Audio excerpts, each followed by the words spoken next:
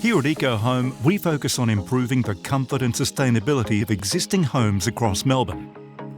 Using the latest technology available in Australia, we can now install high-quality insulation in existing walls without the need for major renovations. EcoHome uses Knauf Supafil blow-in insulation to achieve R values of up to R1.3 in double brick walls and R2.7 in weatherboard walls. Our team installs blow-in wall insulation over a couple of days with minimal interruption to your life. When insulating external walls, we install blow-in insulation by drilling small holes through the weatherboards or mortar joints.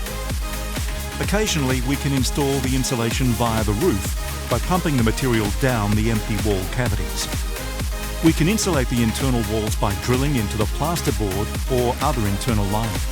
At EcoHome, we use thermal imaging on our blow-in insulation projects to verify the quality of our work and ensure no areas have been missed.